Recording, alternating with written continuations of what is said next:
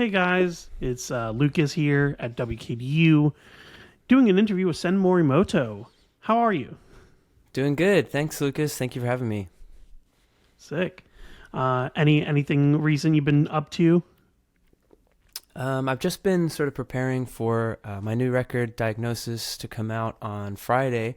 Um, so, been prepping a lot for the live shows we're going to be doing in November, and also we had a album listening party that we threw at a drive-in in Chicago. So, we spent a lot of time sort of putting together the music videos and making this whole long sort of drive-in experience for folks to come out and celebrate the record with.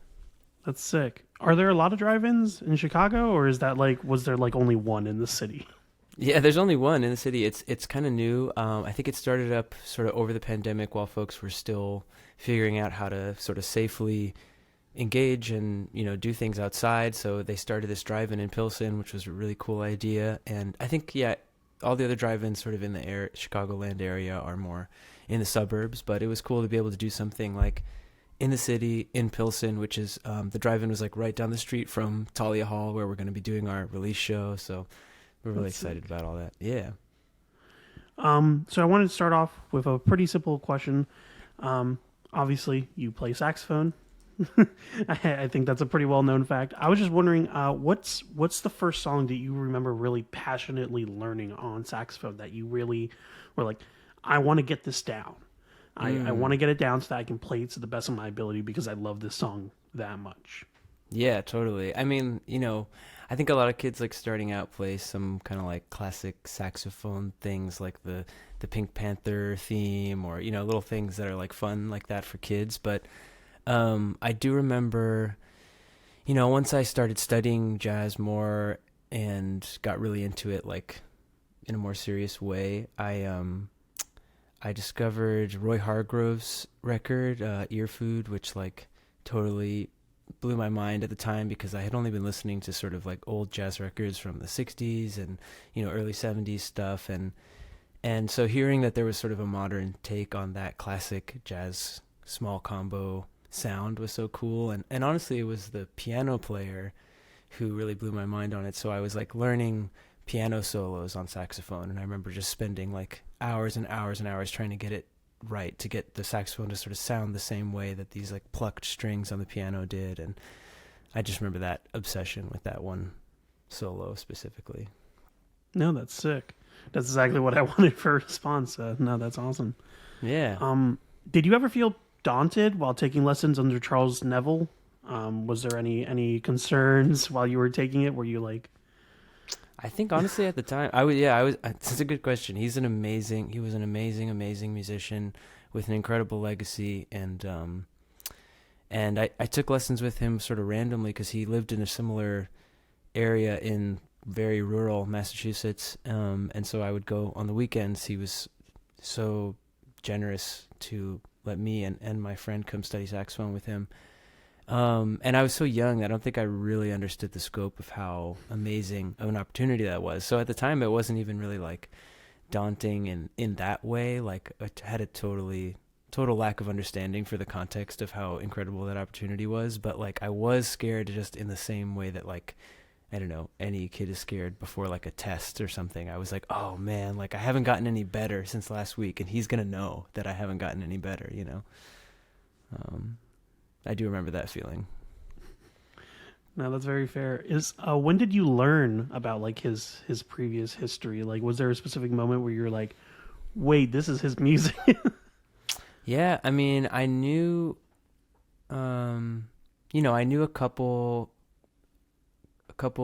Neville Brothers tunes, from growing up. Just my parents are fans, and I had heard it, but he actually ended up he had some like extra copies of Neville Brothers like autobiography, which is a really cool book Oh, that cool. it sort of like had all of the brothers' perspectives, kind of chapter to chapter it would switch. And so I read that while I was studying with him, and at that it was crazy to be like finding out about it as I was like, and then I was gonna go see him, over the weekend, and that was really really cool way to learn that too. And you know and ended up meeting his kids, and his son Khalif is also like a fantastic pianist and producer who is in Massachusetts as well. And so like I don't know, it was a lot more sort of hometown low key vibes than I think like you know, crazy opportunity in my mind. I was just kind of like, oh, I'm going down the road to practice saxophone. No, that's fair. So I wanted to ask about your songwriting process, if you have one. Um, can you take us through it? Songs like "Taste" being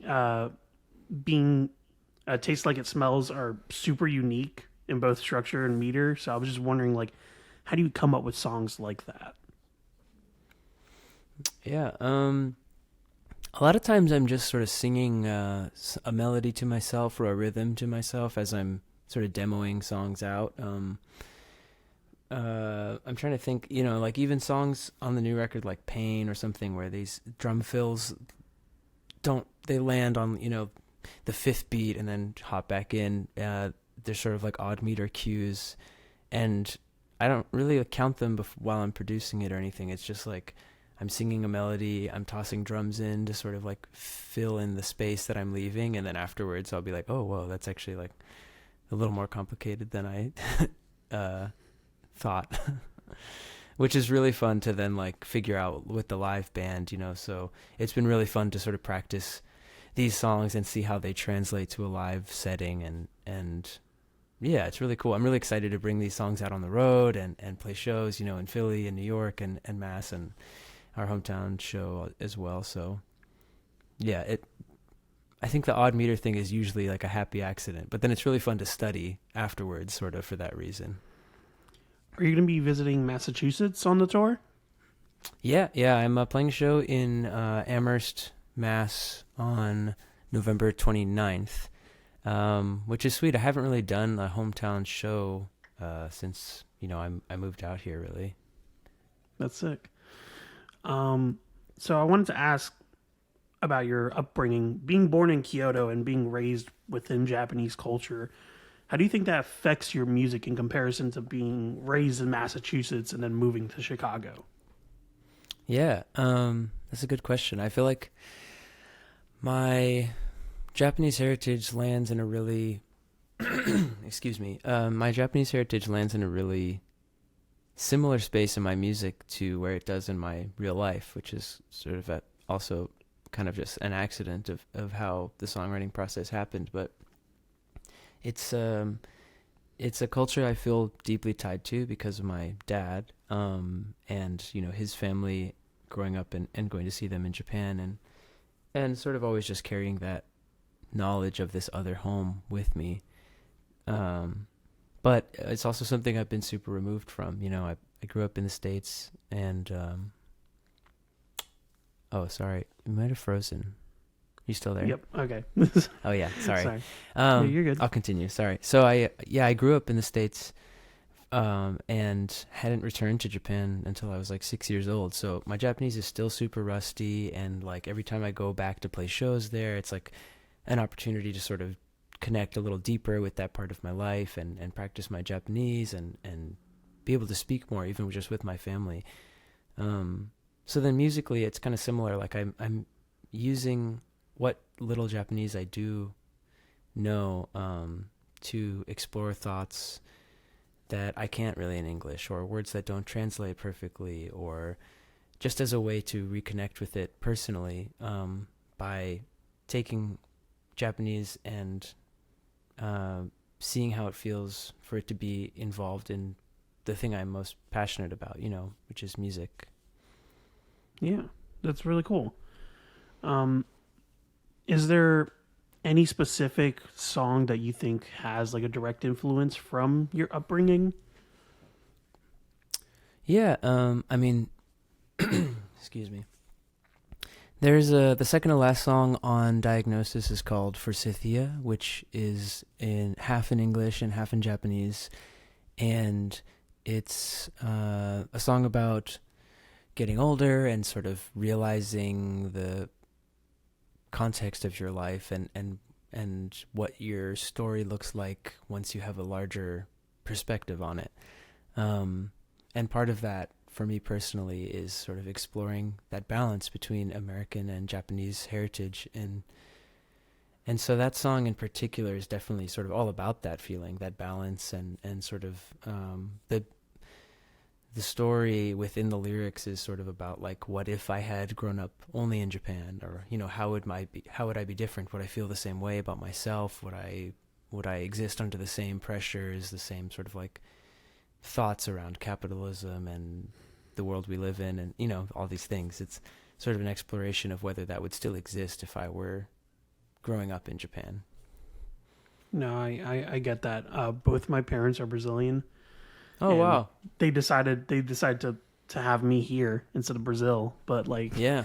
there have been times where I've been like, what if I was just like raised there? Right. Like it wouldn't have been like a huge like jump for them to do that. Totally. So Right. It could have happened. I feel the same way. It's like it was just like a decision that happened one day, and it very easily could have been a whole different life for me, what age did you move out of Kyoto?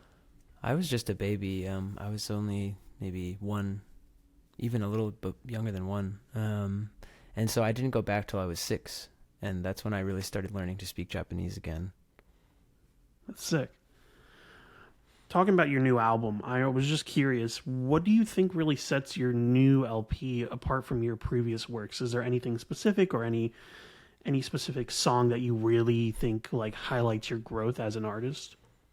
Yeah, totally. I think Diagnosis as an album feels really different to me than my past records, because it's so much more both like lyrically and sonically outward facing. Like a lot of my old music is so much about interpreting my own feelings, or sort of psychoanalyzing myself, and sort of figuring out my own perspective and identity. But then this new record, really, I felt like I had done that to a point as far as I could at this stage of my life, and it was time to really think about like the rest of the world, and sort of flip the lens around and put those things under the magnifying glass.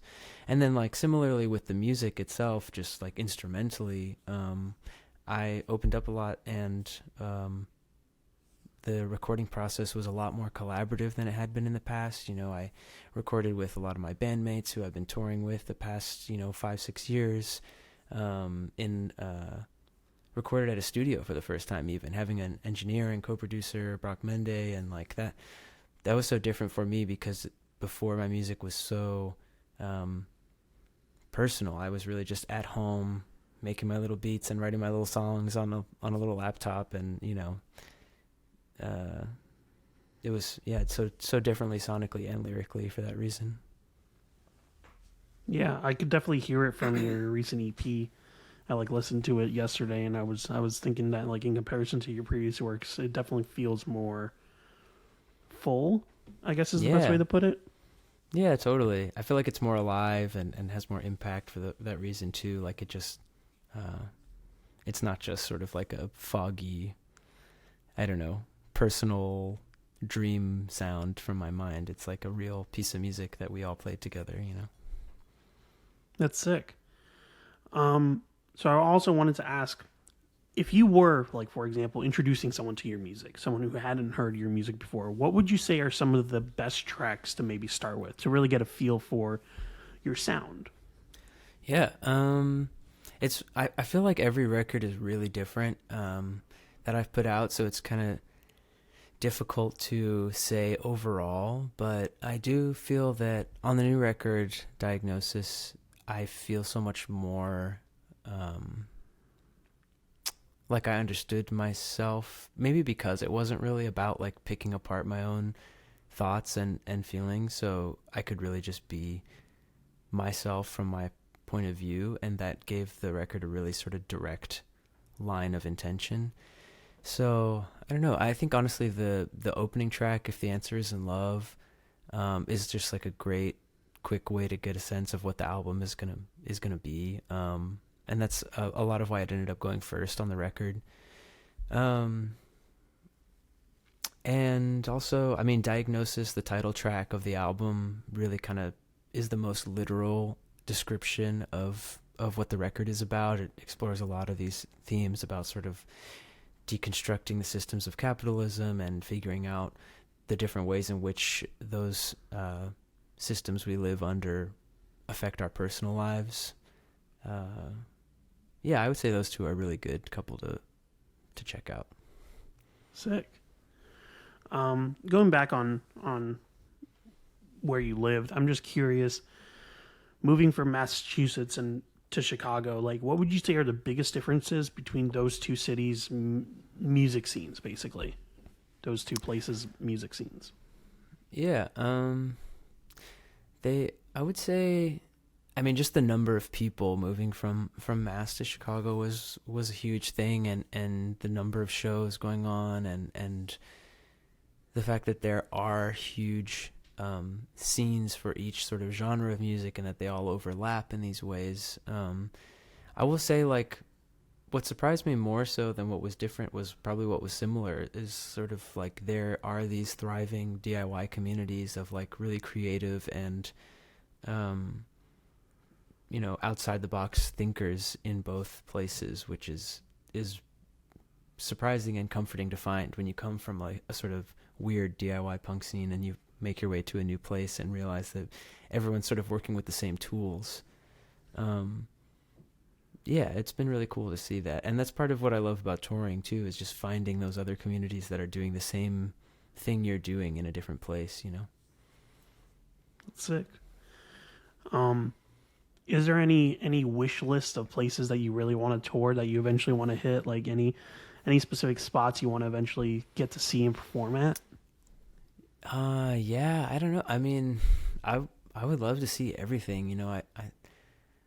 I want to play in a lot of like Central and South American cities. I'd love to go to Mexico City or play in Brazil somewhere. I always love going back to Japan to tour. But I'd love to, play in Korea and China and Thailand as well, or honestly everywhere. I just want to see places, really. Honestly, like more so than I want to perform in places. I just want to go experience them. Very valid. Yeah. But yeah, I'm excited to bring the record to whoever is ready to hear it. Yeah. So, talking about your album, I'm just curious, how do you approach the decision of album covers, and what are some of your personal favorite album covers from other artists? Is there any specific process that you really like when you're thinking of it? Because the most recent one has an image of you broken in a mirror. So I'm just curious how you got that.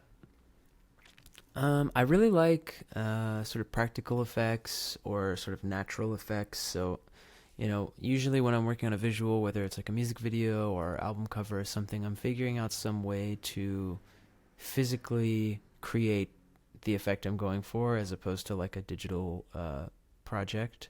So like for my first record, Cannonball, I built a diorama, and then we like took a photo of me and put it inside of the diorama to sort of give this effect that I was in a clay world that I had built.